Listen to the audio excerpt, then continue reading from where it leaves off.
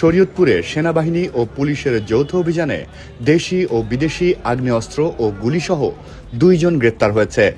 গ্রেপ্তারদের মধ্যে রয়েছেন শরীয়তপুর জেলা ছাত্রদলের সাবেক যুগ্ম আহ্বায়ক ইলোরা হাওলাদার, অপরজন রাব্বি মোড়ল। গত 4 ফেব্রুয়ারি দিবাগত রাতে শরীয়তপুর সদর, নড়িয়া ও ডামুড্ডা উপজেলায় একযোগে 3টি পৃথক অভিযান চালানো হয়।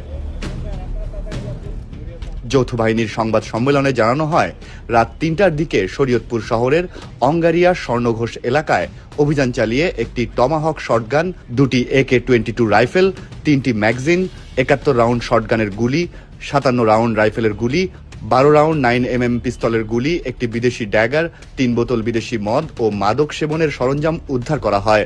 এ ঘটনায় ইসমত জাহান ওরফে ইলোরা হাওলাদারকে গ্রেফতার করা হয়।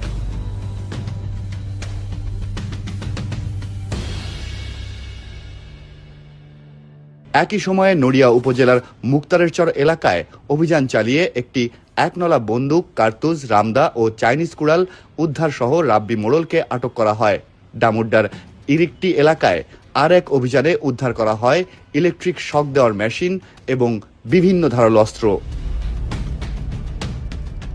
সেনাবাহিনী জানায়, আসন্ন জাতীয় সংসদ নির্বাচন সামনে রেখে আইন শৃঙ্খলা স্বাভাবিক রাখতে অভিযান চলমান থাকবে। উদ্ধারকৃত অস্ত্র নির্বাচন কেন্দ্রিক বিশৃঙ্খলার জন্য রাখা হয়েছিল কিনা তা তদন্ত করা হচ্ছে।